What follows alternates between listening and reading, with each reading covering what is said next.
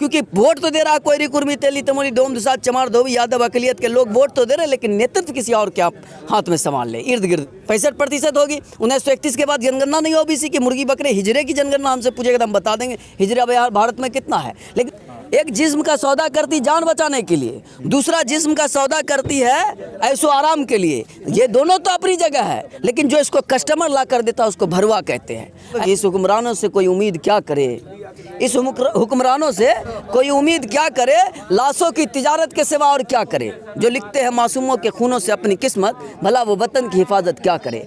कि 70 सीट कांग्रेस को आपने दे दिया, क्या आप बिहार के जो बहुजन राजनीति करने वाले थे उनको आप नहीं ले सकते थे?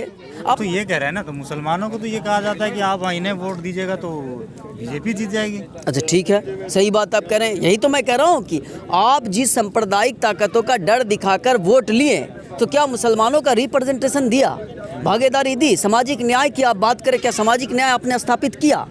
नहीं किया। तो जब सामाजिक न्याय आपने स्थापित नहीं किया, आपके करनी कथनी में फर्क है। आप कहते हैं कि हम बहुजन के लीडर कोयरी कुर्मी तेली तमोली डोम दुसाद चमार धोबी यादव अकलियत के लोग वोट करेंगे और नेता आप दूसरे को चुनेंगे, लीडरशिप दूसरे के हाथ में सौंपेंगे। एक होता है विधायक बनाना, जो विधायक आप कैंडिडेट विधायक तो बनाए, मजदूर बनाए आप वहाँ जीजूरी करवा रहे, घुटना टेक तलवा चटपट्टाधारी करवा रहे आप उसको अपनी जैसे कि पद के साथ पावर देने का काम तो नहीं कर रहे। अगर कुछ दिए भी हैं तो वहाँ आप तो जी हुजूरी करवा रहे हैं, दलाली करवा रहे हैं। अब तो उसको दिया नहीं कि आप नेतृत्व करें। तो हमको नहीं लगता है कि जो सामाजिक न्याय की बात करने वाले लोग हैं उसने सामाजिक न्याय ईमानदारी से किए है। हम पूछना चाहते हैं, कर्पूरी ठाकुर के बाद अति पिछड़े का कौन लीडर आपने पैदा कर दिया बिहार में? क्या कर दिया आपने? ये तो लीडरशिप की मैं बात करूँ, शिक्षा, स्वास्थ्य, रोजगार, इन तमाम जब आप इसका सर ही कीजिएगा, इन तमाम मुद्दों पर अगर पिछड़े हुए लोग नजर आएंगे ना, तो वही SC ST OBC और माइनॉरिटी के लोग नजर आएंगे। बिहार में तो अगर आप कहते हैं कि बहुजन की सत्ता है, तो 30 साल से, अगर 30 दशक से मैं मानता हूँ, 30 दशक से बहुजन, चाहे नीतीश कुमार हो या हमारे लालू यादव जी मान्यवर, तो तीन दशक 15 हो गया, 3 दशक हो गया। आपने 3 दशक से है, मान लीजिए आपका क्या रिप्रेजेंटेशन विधायिका में है, न्यायपालिका में है। आज मैं भले ही लालू यादव के, अभी मैंने कहा कि तीसरा विकल्प है मौजूद, लेकिन लालू यादव जी जो जेल में है, क्यों है? क्या कारण है? इस जाति फैक्टर जो भारत के अंदर, आपने क्यों नहीं न्यायालय में अपना भागीदारी लिया? जब आपके हाथों में सरकार आई, आपके हाथों में मुट्ठी में जब आपके सच्चिस था, तो आपने खासकर न्यायालय में जो आप हैं, लालू जेल में है, जगन्नाथ मिश्रा का बेल हो जाता है। तो इसको समझने की ज़रूरत है, और नया विकल्प अगर आता है तो उसको मजबूत इसलिए किया जाए कि शोषितों की, अकलियतों की, वंचितों की, जो पिछड़े हुए नहीं बल्कि पछाड़े हुए लोग हैं, उनको पहले लाइन में लाने का काम किया जाए। तो हमको इस संदर्भ में ऐसा महसूस हो रहा है कि बिहार की राजनीति में जो तीसरा विकल्प खड़ा हुआ है, उसको मजबूती से हमको, ये हार जीत अलग सी बात है, मैंने पहले कह दिया, मान सम्मान स्वाभिमान की लड़ाई लड़ने के लिए हमारे ये जो तीसरा विकल्प हम उसको मजबूत करना चाहते हैं कि जी हाँ। आप एक बताइए कि जो मुस्लिम वोट जी हैं, वो तेजस्वी यादव को क्यों वोट करें? देखिए, मैं तो वही बता रहा हूँ कि तेजस्वी यादव को वोट जो कर रहे हैं लोग, जो करने कह रहे हैं, उनका कहना है कि आप सांप्रदायिक ताकतें जीत जाएगी, आप इनको वोट दे दे। तब मुसलमान खास के 70 साल से क्या वो अपने हक और अधिकार के लिए वोट करे या सांप्रदायिक ताकत के डर से वोट करे? डेमोक्रेसी में, लोकतंत्र में जो वोट का अधिकार उसको अपने हक अधिकार के लिए दिया गया है, मत अधिकार जो दिया गया है, तो वो उसका इस्तेमाल अपने फ़ायदे के लिए करे या सांप्रदायिक ताकत को डर दिखाने के लिए किसी बबुआ को सत्ता में पहुंचाने का करे? तो ये लड़ाई साफ हमको लगता है कि एक तरफ पूंजीवाद है, एक तरफ परिवारवाद है, एक तरफ पूंजीवाद, एक तरफ परिवारवाद है, तीसरी तरफ हमको लगता है मानवतावाद आया है। तो तीसरा विकल्प को हम इस नाते से भी मजबूत करें कि सामने वाला जो हमको बंधुआ मजदूर समझ गया है, उसको हमको एहसास दिलाने की ज़रूरत है। बिल्कुल ज़रूरत है। आप ही समीक्षा करके देखें ना कि आपने 30 दशक, मैं 30 दशक ऐसा नहीं कहता, लोग कहेंगे कि बहुजन पर ही, जो तथाकथित बहुजन या जैसी भी बहुजन, उसी अपने मकसद में कामयाब हो जाएंगे। बिल्कुल हमको लगता है कि लोग सपोर्ट करेंगे, बिल्कुल कर रहे हैं, हम देख रहे हैं। हम हार जीत के संदर्भ से देख ही नहीं रहे हैं, हम देख रहे हैं कि पब्लिक ज़रूर ये सोच रही कि तीसरा विकल्प हमको खड़ा करना चाहिए, और तीसरा विकल्प जहां मजबूत, हमको उसका समर्थन करना चाहिए, ताकि कोई हमको बंधुआ मजदूर न समझे। हमारी लड़ाई रिप्रेजेंटेशन की, मैं कहता हूं OBC की आबादी 65% है, 65% उसकी हिस्सेदारी दी जाए, 65% होगी। 1931 के बाद जनगणना नहीं ओबीसी की, मुर्गी बकरे हिजरे की जनगणना हमसे पूछेगा तो हम बता देंगे हिजरा बिहार भारत में कितना है, लेकिन ओबीसी का जनगणना आप करने में क्यों नहीं तुले हुए, कि क्यों नहीं आप उस पर आवाज़ उठाते हैं? 5 साल आप उस मुद्दे पर, जनता का मुद्दा देखिए। बाबा साहब अम्बेडकर ने कहा था कि देखो हमने रानी का पेट चीर दिया है, अब राजा पैदा नहीं होगा, हमने तुमको वोट का अधिकार दिया, वोट को ईवीएम के द्वारा चोरी किया जा रहा। आप 5 साल सोए रहते, ईवीएम के मुद्दे पर क्यों नहीं लड़ते? आप क्यों नहीं वंचितों की आवाज़ बनकर लड़ते हैं? आपने क्यों नहीं इस मुल्क के शोषितों मजलूम तबके के लिए आवाज़ बनकर लड़ते हैं 5 साल? अब तो 5 साल लड़ेंगे नहीं, लेकिन चुनाव के मैदान में आप बड़का हेलीकॉप्टर लेके घूमने से कुछ हो नहीं जाएगा। आप जीत सकते हैं कुछ सीटें, आप लड़ सकते हैं, ला सकते हैं कुछ सत्ता पर पहुंच सकते हैं, लेकिन आप जो कहिएगा हमारा नेतृत्व कर रहे हैं, ये कतई मैं मानने वाला नहीं हूँ कि ये बहुजन की नेतृत्व कर रहे हैं, क्योंकि वोट तो दे रहा है कोयरी कुर्मी तेली तमोरी डोम दुसाद चमार धोबी यादव अकलियत के लोग वोट तो दे रहे हैं, लेकिन नेतृत्व किसी और के आप हाथ में संभाल ले इर्द गिर्द में। तो बहरहाल मैं यही कहना चाहूँगा कि बिहार की जनता को जहाँ पर तीसरा विकल्प मजबूत नजर आए, खासकर मैं मुसलमान से आता हूँ, मुस्लिम कम्युनिटी से आता हूँ, क्या मुसलमान की स्थिति बद गई?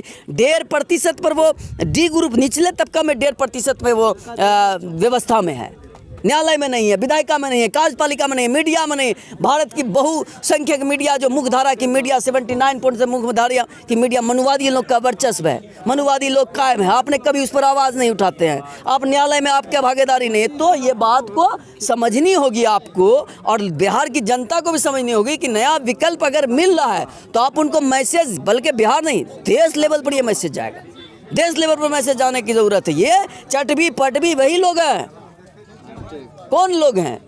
कांग्रेस के लोग हो या बीजेपी के लोग हो। मैं तो ये कह रहा हूँ, आप एक बात और नोट कीजिए हमारी, कि 70 सीट कांग्रेस को आपने दे दिया।